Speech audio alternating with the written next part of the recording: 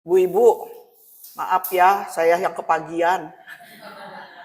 Saya bilang, wah udah lansia juga rupanya. Padahal saya jadi lihat lagi agenda saya, jam 11 ditulisnya.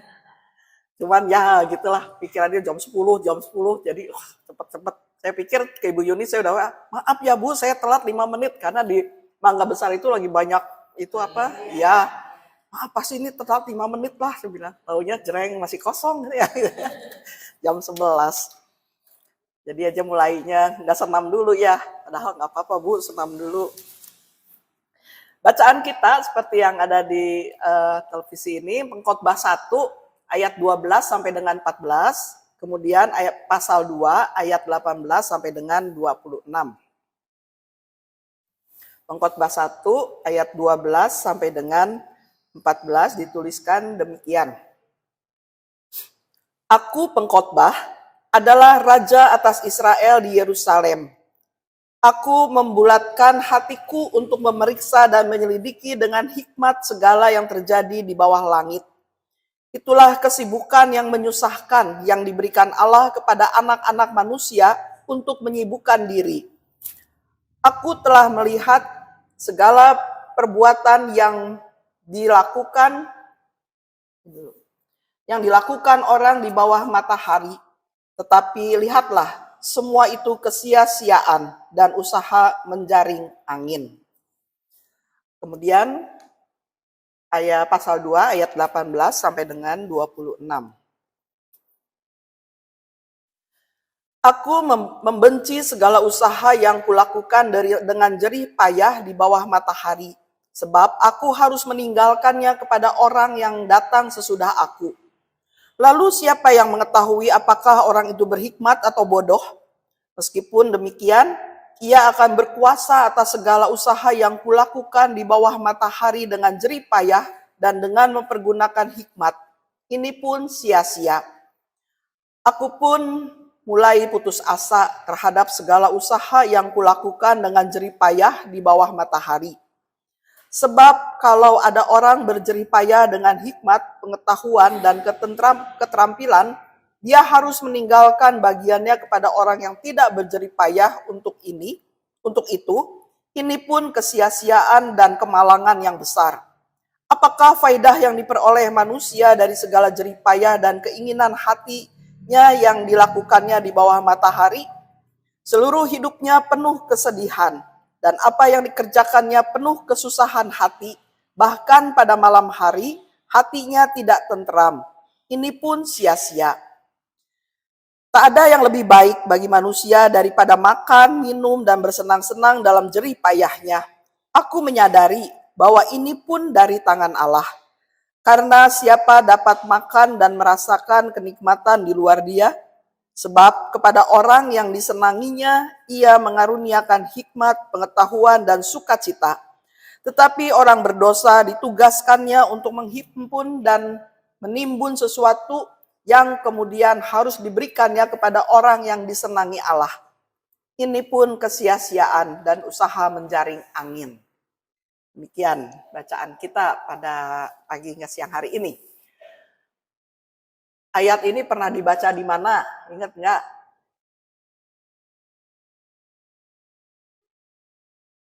Waktu hari apa? Iya, hari Minggu kemarin. Ya, Minggu kemarin pasti temanya sama di mana-mana. Apa temanya? Menjaring angin. Tadi ya 2 kali disebut ya tentang sia-sia menjaring angin, sia-sia menjaring angin. Karena memang kalau menjaring angin kan nggak ada yang bisa ya. Ya nggak ada yang bisa menjaring angin. Namanya angin gitu, hanya bisa kita rasakan kan. Oh ya, ada angin, enak, sejuk. Nah ibu-ibu, apa yang ibu-ibu lakukan tiap hari? Dari bangun, dari pagi, siang, sore, malam. Masak pagi, nyapu, ngepel, nyuci terus nunggu kering, setrika gitu ya. Iya, jemurin, tunggu kering, setrika. Udah gitu, nyiapin buat makan malam gitu ya. Itu tiap hari dikerjain.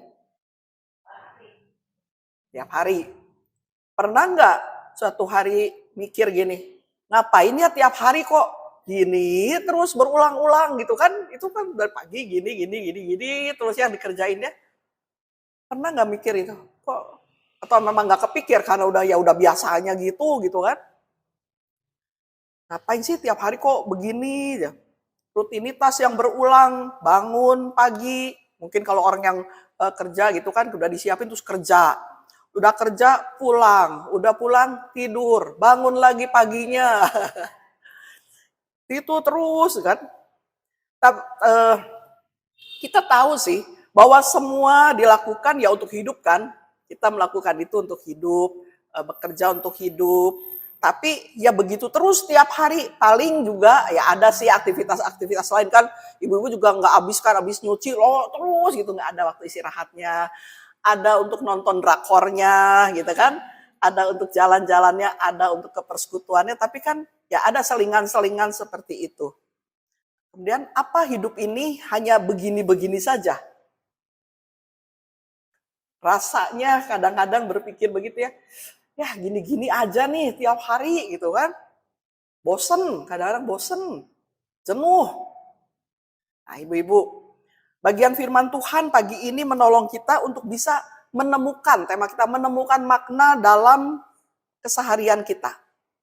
Jadi bukan tentang makna hidup yang wah gitu, tapi makna dari setiap apa yang kita lakukan setiap hari ini yang kadang kita merasa jenuh, kadang kita bosen.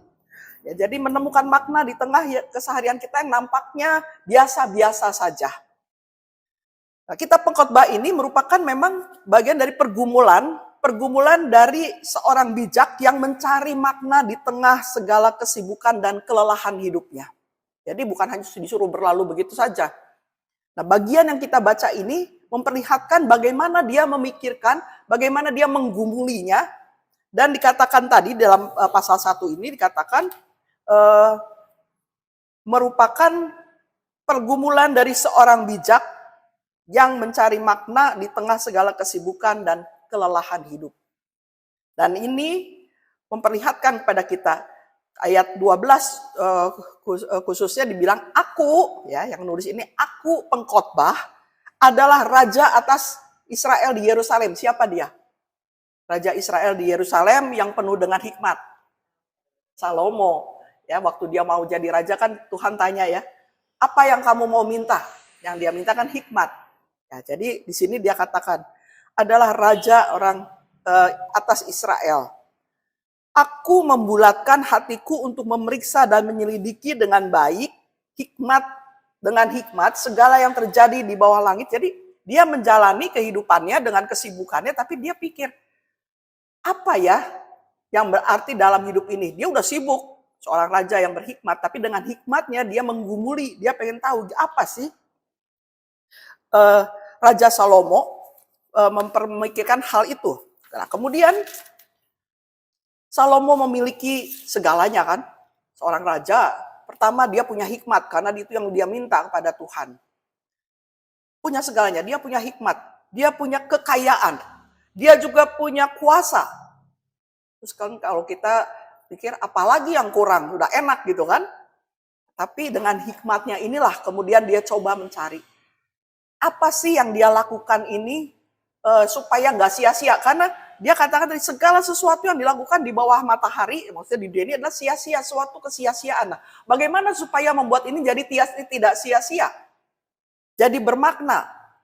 Dia memikirkan, lalu dia mengatakan, kalau tadi dia semuanya itu sia-sia seperti menjaring angin. Ya tadi dibilang kan, menjaring itu memang sia-sia. Dari pagi sampai sore coba jaring angin juga kita nggak bisa. Karena yang bisa kita dapatkan, rasakan. Anginnya, ademnya. Nah, kemudian apa maksud dia mengatakan bahwa semuanya sia-sia? Jadi untuk apa hidup gitu kan kalau dia bilang sia-sia semua. Seperti menjaring angin.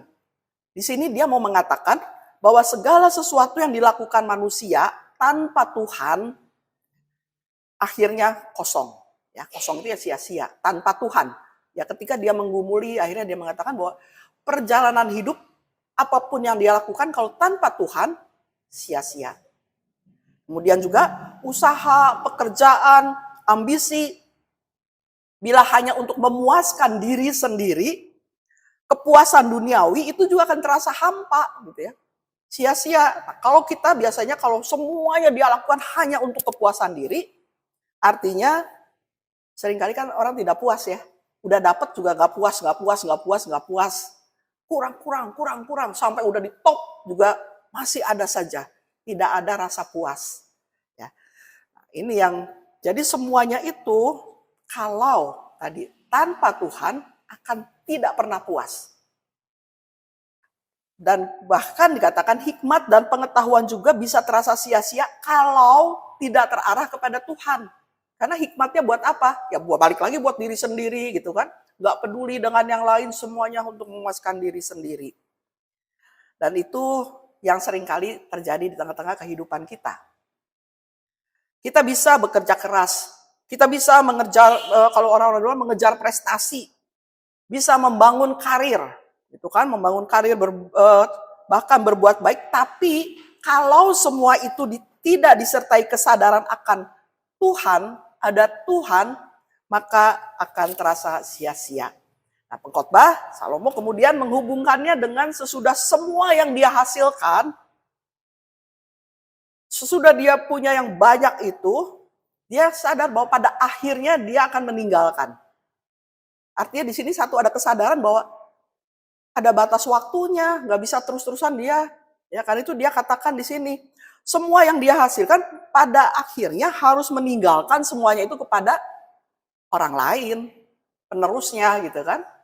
Artinya dia nggak bisa menikmati semua itu seumur hidup, seumur yang hidup terus. Dia sadar bahwa padanya akan diturunkan pada dia, serahkan kepada orang lain.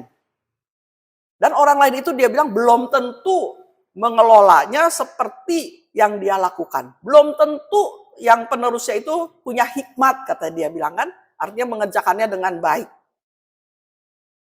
Jadi dia memikirkan kumpulin semuanya untuk bisa dinikmati nanti. Tapi ternyata tidak bisa. Tidak bisa karena ada batas hidup yang tidak tahu kapan. Ya, bahasa dia tadi tetap harus diserahkan kepada penerusnya yang akan menggantikannya. Dan tadi nggak tahu juga penggantinya akan menghargai apa yang sudah dihasilkan dengan baik ini atau dicuekin, merusaknya. Nah, ini kan yang sering terjadi juga. Misalnya ibu-ibu sudah berusaha membuat sebuah usaha yang begitu baik. Dan pikir, wah nanti untuk 7 turunan. Tapi sadar nggak kita bahwa benar itu baik, sesuatu dipersiapkan dengan baik. Tapi kemudian kita tidak pernah bisa menikmati hidup yang Tuhan anugerahkan. Kan sia-sia kan?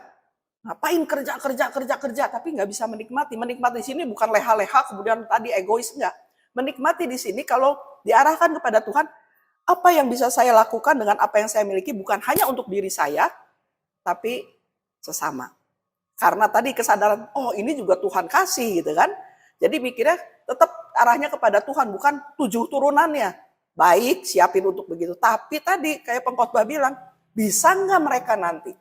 Banyak peristiwa begitu kan, waktu masih anaknya yang ngurusin masih bagus, masih oke. Tapi begitu bawah ke bawah, bubar, gerak bubar ya. Jadi itu yang pergumulan bahwa sia-sia kalau hanya itu yang jadi tujuan dia, hanya mikirin seperti itu. Dia sendiri nggak bisa terus-terusan sampai ini kan 7 turunan dia. Jadi kalau terarah lagi, jadi jangan sampai tanpa Tuhan. Ya tanpa Tuhan ya tadi akhirnya sia-sia. Yang ada hanyalah tadi pergumulan, jadi sedih, jadi khawatir gitu kan. Kalau dengan terarahnya kepada Tuhan kan dia menikmati, tapi juga bagaimana yang dia nikmati bisa berbagi. Bukan hanya diri sendiri, tapi saya bisa melakukan ini loh gitu ya. Nggak perlu mengkhawatirkan 7 turunannya. Mereka punya tanggung jawab sendiri, punya kehidupan sendiri. Boleh mewariskannya, tapi ya jangan terpaku tadi. Bisa nggak ya ngelolanya? Ini nggak ya? Terus kita sayang juga kita akan ninggalin gitu kan, udah. Tapi waktu kita memiliki, waktu kesempatan itu ada dalam hidup kita, gimana kita menikmatinya, bagaimana kita menjalaninya, sehingga tidak sia-sia kehidupan kita. Ya. Nah, setelah mempertimbangkan semua itu, maka pada akhirnya si pengkhotbah ini menyadari bahwa sukacita sejati datang bukan dari kerja keras saja, tapi dengan kesadaran bahwa pekerjaan dan hasilnya adalah sebagai pemberian Tuhan. Jadi kan kita sebagai orang beriman kita tahu, apapun yang kita kerjakan, keberhasilan yang kita miliki, kesuksesan yang ada, semua adalah karena anugerah Tuhan. Ya, Tuhan yang memberikan, Tuhan yang memberkati, kita yang dikasih kepercayaan untuk mengelolanya. Jadi itu pemberian Tuhan. Berarti pekerjaan yang sama bisa dilihatnya sebagai panggilan atau pemberian Allah akan menjadi memiliki makna. Artinya Tuhan memberkati saya sedemikian banyak. Bukan hanya materi ya, tapi kebisaan saya banyak. Apa yang bisa saya lakukan untuk dengan ini? Ya, karena Tuhan sudah memberikannya kepada saya. Nah, begitu juga soal makan, soal minum, soal bekerja, soal beristirahat. Bila dilakukan dalam kesadaran akan Tuhan, akan menjadi tindakan yang disyukuri. Ya bersyukur, nggak lagi ngomel, makannya gini, minumnya ini. Tapi bisa disyukuri, oh Tuhan kasih gini. Tuhan kasih makanan ini. Tuhan masih kasih air untuk diminum. Syukuri, artinya kita punya makna bahwa terima kasih Tuhan, ada makan, ada minum, ketika bisa berbagi walaupun sederhana sekalipun kita masih bisa gitu kan ngasih hal-hal yang seperti itu. Karena apa? Syukuri tadi. Dan bekerja juga bukan hanya sekedar untuk hasil, tapi untuk mengingat kita untuk setia kepada Tuhan karena Dia sudah memberkati kehidupan kita, memberikan ini kepada kita, memberikan kehidupan ini pada kita. Nah, jadi Ibu-ibu, apapun pekerjaan kita, ya tadi dari pagi begini, ataupun apapun yang kita kerjakan, apapun bentuk pekerjaan kita, ya baik sebagai ibu rumah tangga, sebagai oma, sebagai orang tua, sebagai karyawan, jika dilakukan dengan sikap syukur pada Tuhan, maka pekerjaan itu bukan sesuatu yang sia-sia. Ya, karena itu di Perjanjian Baru kan ada dikatakan apapun yang kamu lakukan, lakukanlah seperti untuk Tuhan. Ya, artinya itu kan ingat, apapun mengepel juga kita kalau kita lakukan walaupun rutin setiap hari, tapi kita ya Tuhan kasih kesempatan saya untuk mengerjakan ini, syukuri, nggak akan ngomel gitu kan. Yang ngomel sih wajar lah kalau kita lagi ngepel tiba-tiba cuk ngotorin lagi ya ngomel pasti ya. Tapi ya artinya pekerjaan itu yang kita lakukan rutin tiap hari tidak membuat kita jenuh, tidak membuat kita meninggalkan gitu saja. Tapi kita syukuri Tuhan masih kasih saya kesempatan untuk bisa ngepel, untuk bisa nyapu, untuk bisa masih membersihkan. Ya nggak sih? Ada waktunya kita nggak bisa kan terus kita aduh pengen bersihin tapi kok nggak bisa, nggak kuat lagi ya gitu ya. Jadi ingat ya Tuhan masih kasih. Itu yang kita syukuri jadi saya masih bisa. Tenaga saya masih ada, masih cukup untuk itu. Ya. Menolong di keluarga misalnya ya hanya sekedar nyapu aja mungkin ya sudah menolong, itu kita bisa mengerjakan dengan senang. Jadi kita ingat hidup kita kayak si pengkhotbah tadi bilang terbatas. Ya, hari Minggu juga ngomong itu kan, Minggu kan Injilnya Lukas yang orang kaya itu ya, yang bilang mau wah udah kumpulin sebanyak-banyaknya. Tapi Tuhan bilang malam ini juga balik kamu gitu kan. Bisa apa gitu ya. Jadi kita berpikir bahwa hidup kita terbatas. Apa yang ada pada kita dalam keterbatasan kita bisa nikmati, kita bisa syukuri, maka kita akan menjalannya dengan sukacita. Tidak beban yang tadi mikir, wah, banyak protesnya nanti ke Tuhan, banyak ngeluhnya, banyak ngomelnya. Nah, jadi disinilah si pengkhotbah pertama mengatakan sia-sia, tapi dia bagian akhir katakan semua itu dia sadari dari Tuhan. Maka sekarang dia bilang tidak lagi sia-sia, nikmati apa yang Tuhan beri ini. Maka dia akan merasakan tadi sukacita, tidak lagi jadi usaha menjaring angin. Tapi menjaring ikan, ya ada sesuatu yang bisa kita hasilkan dan rasakan dari apa yang kita lakukan. Segala sesuatu di bawah matahari memang sekali lagi bisa terasa sia-sia jika kita menyikapinya dengan keliru. Tuhan berkati seberapa banyak juga, kalau kita tidak pernah bersyukur bahwa terima kasih Tuhan berikan ini, maka itu jadi sia-sia. Karena ujungnya hanya capek, hanya ngeluh. Kalau saya bilang hanya bikin dosa aja gitu ya. Marah sana, marah sini, ngomel sana, ngomel sini. Tapi kalau disyukuri kan, ya terima kasih Tuhan lah saya masih bisa. Jadi jangan kita sikapi dengan keliru. Jika kita bisa melihat kepada Tuhan kita, maka segala sesuatu bisa jadi bermakna. Ya. Biarin orang ngeremehin juga, ya hanya begitu, biarin aja. Gitu ya. Ya hanya ngelap aja bangga gitu kan. Hanya ngelap tiap hari aja kok bisa bukanya senang gitu. Iyalah Tuhan kasih kesempatan saya masih bisa melakukan ini. Tiap hari rutin tadi seperti itu, tapi kita lihat Tuhan kasih kesempatan saya masih bisa masakin buat ini. Masih bisa bersihin rumah karena mereka kerja misalnya pulangnya baru sore. Loh saya yang bisa, terima kasih Tuhan, berarti Tuhan hadirkan saya untuk jadi yang seperti itu. Ya, bahwa Tuhan, kita melihatnya kepada Tuhan. Mulai dengan hati yang bersyukur. Ya, hati yang bersyukur. Kerjakan tugas kecil kita sekecil atau sebesar apapun sebagai bentuk penyembahan kita kepada Tuhan. Kan kalau Roma 12 ayat 1, ibadah yang sejati itu kan ya bukan hanya di sini aja, tapi setiap langkah hidup kita untuk ibadah kita pada Tuhan. Jadi tidak sia-sia, tidak akan ada yang sia-sia jika kita lakukannya bersama Tuhan dan untuk Tuhan. Tidak akan ada yang sia-sia, sekecil apapun juga. Orang mungkin menganggapnya remeh, sia-sia, gak ada artinya. Tapi bagi kita kalau kita lihat bahwa Tuhan memberikan ini, saya lakukan dengan sukacita, tidak ada yang sia-sia di mata Tuhan. Karena itu dengan hati, mulai dengan hati yang bersyukur, kita kerjakan baik kecil, besar, dan bukan demi gengsi, bukan demi pengakuan manusia, tapi untuk memuliakan nama Tuhan. Kan suka ya orang bilang, si ibu teh kayaknya gitu-gitu aja, tapi kok mukanya cerah terus, kok senyum terus, karena dalam hatinya ada hati yang bersyukur. Ya, lain kan ibu itu kok cembetut terus, gitu ya. Kenapa ya? Karena mikirin, khawatir, terus kan pengaruh gitu ya. Tapi kalau orang yang ibu itu susah, tapi kok dia bisa tetap cerah, bisa tetap tersenyum, menyapa dengan baik. Ya karena apa? Hatinya ada Tuhannya. Ya, dia menjalaninya.